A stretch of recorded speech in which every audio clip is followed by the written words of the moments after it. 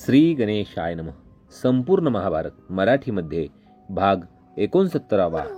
कित्येक घृणेने दूर झाले तर काहींनी तिचे लपलेले सुंदर शरीर पाहून व अस्ताव्यस्त केस पाहून ही नक्की संकटात सापडलेली कोणीतरी श्रेष्ठ स्त्री असावी असा आपला तर्क केला.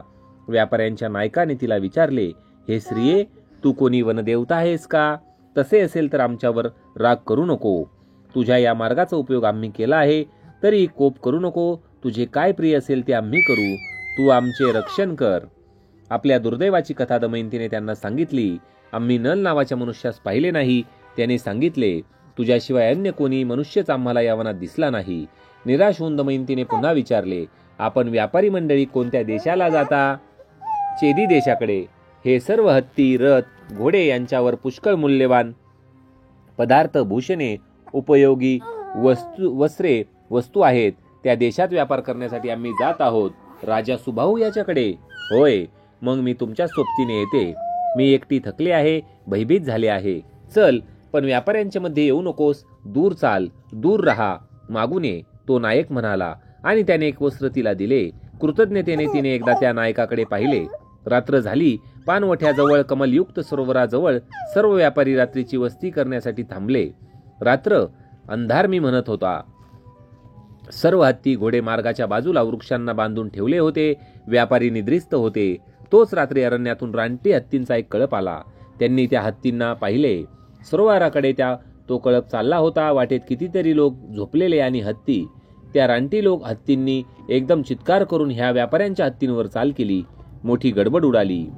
व्यापारी ओरडत उठले, चिरडून मेले. घोडे उधळले. हत्तीच्या ओरडण्याने, अश्वांच्या खिंकाळण्याने व्यापाऱ्यांच्या किंकाळ्यांनी आसमंत दुमदुमला. कितीतरी व्यापारी त्या गडबडीत पळाले.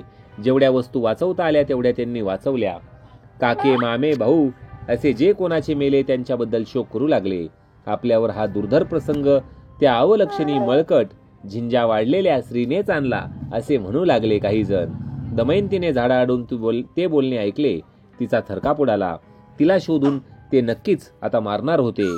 अगदी हलक्या पावलांनी ती दूर दूर अंधाराच्या आधाराने दिसेनाशी झाली. न थांबता मग झपझप चालत राहिली. पण काही वेळाने सूर्योदय झाला. तिने पाहिले ती मूळ हत्तींच्या धुमश्चक्रीपासून खूप दूर आली होती. तरीही त्या व्यापारी मंडळींचा आवाज तिला ऐकू येत होता. ती मुख्य मार्गाने पुढे चालत राहिली.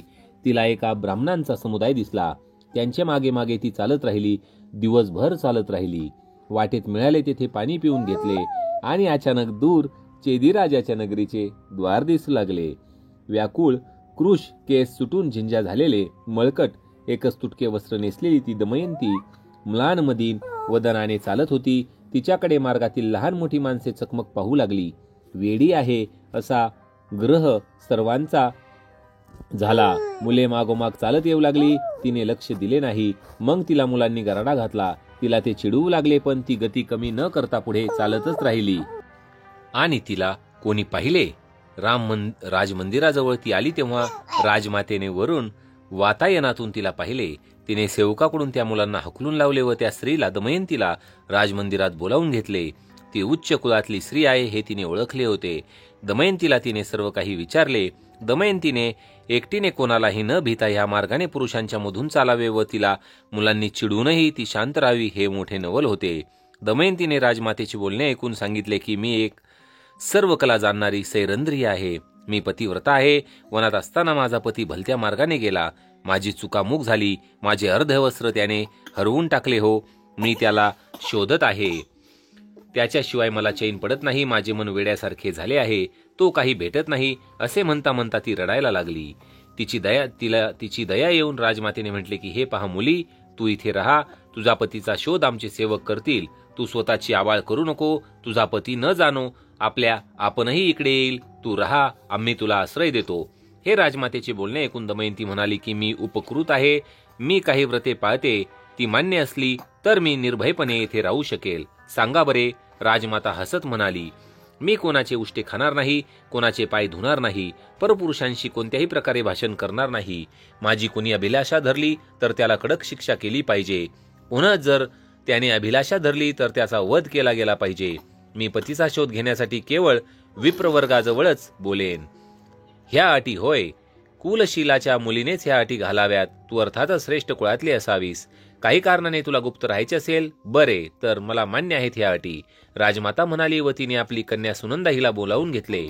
सुनंदे, ही सैरंद्री देवी सारखी आहे हो, तिला बरोबरीने वागव. ही तुझी सखी म्हणून राहील. तिचा मान ठेव आणि सखीकडून तिला साजेशी वस्त्रभूषणे दे. अभ्यंग स्नान, लेप आदी सर्व करून घे. सुनंदाने आनंदाने तिला घेऊन स्वतःच्या मंदिरात प्रयाण केले. दमयंती भीमराजाची कन्या, नलराजाची प्रिय पत्नी, चेदी देशाच्या सुबाहू राजाच्या मातेच्या आश्रयाने राहू लागली. सौती म्हणाले, श्रोतेजन हो, नलराजाचे पुढे काय झाले ते ऐका. सांगा सांगा. दमयंतीची करुण कथा ऐकता ऐकता आम्हाला सहन होत नाही असे झाले आहे. तो नलराजा तरी सुखरूप राहिला का, की त्यालाही अजगराने गिळण्याचा प्रयत्न केला? एका किशोरवयीन ऋषिकुमाराने उठून विचारले. नैमिषारण्यातले सर्वच श्रोते त्यांच्याकडे पाहू लागले. सौती म्हणाले की कसे नेमके प्रश्न विचारतोस? नलाला अजगर भेटला नाही, पण एका भयंकर विषारी नागाने दंश केला. अरे रे रे रे, पण तो मेला नाही. सौती म्हणाले, झाले काय? दमयंतीला सोडून मनाचा पक्का निर्धार करून त्या रात्री राजा दूर निघून गेला. पुष्कळ दूर गेला तेव्हा त्याला अरण्याच्या एका भागात वनवा लागलेला दिसला. तो जवळ गेला तोच त्याला, हे नलराजा, हे पुण्यवंता, धाव, मला सोडव, मी जळतोय, असा आवाज ऐकू आला. त्या रोखाने त्याने पाहिले तो एक कालनाग वेटोळे घालून अचल बसलेला. आगीच्या भरभर पुढे येणाऱ्या व पाचोळा काटक्या कुटक्या खाली वाकलेल्या झुडपांच्या डहाळ्या यांचा ग्रास घेणाऱ्या लवलवत्या ज्वाळा त्या नागापासून 4-5 पावलांवर येऊन ठेपलेल्या. त्यांची झळ तर नसालाही नलासही लागत होती. तोच नाग भिवून बोलत होता, नलराजा, नारदांनी मला शाप दिला आहे, मला हलता येत नाही. नलराजाच तुला उचलून सोडवील तेव्हा तूच या अचलतेतून सुटशील असे त्यांनी सांगितले आहे. तू लवकर उचल. नलाने पटकन त्याला उचलले. तेवढ्या ज्वाळा जवळ आल्यास तिथून नल भराभरा मागे गेला. तो नाग म्हणत होता की मी जड आहे पण तुझ्यासाठी हलका झालो आहे. मी तुझा मित्र आहे. तुझ्या संकटातून पार पाडण्यासाठी हिताची गोष्ट सांगेल. नल काही अंतरावर गेला व म्हणाला की नागराज, आता मी सोडतो भूमीवर, आता जावे. छे, तू असाच चालत राहा. प्रत्येक पावलाला संख्या मोज. 1 2 3 4 5 6 म्हणजे काय होईल? खरे कर तर खरे, मी सांगतो तसे. बरे तर, हे पहिले पाऊल 1, हे दुसरे, हे तिसरे, हे 9वे, हे 10वे. नल चालत गेला. त्याने दश म्हणताच तो नाग इतक्या वेगाने त्याच्या बोटाला डसला की नलाला तो वेग सहन होईना. तो काळा ठिक्कर पडला. कळवळून ओरडत तो म्हणाला की हीच उपकाराची फेड वाटते. नाग आता मोकळा होता. तो नलासमोर उभा राहिला.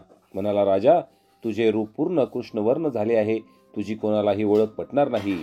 तुझे हात आखूड झाले आहेत, मुख विद्रूप झाले आहे. माझ्या विषाने तू मरणार नाहीस. तुझ्या शरीरात कली आहे, त्याला मात्र ह्या विषाचा त्रास होईल. आता तू असे कर, इथून अयोध्येला जा, ऋतुपर्ण राजाकडे जा.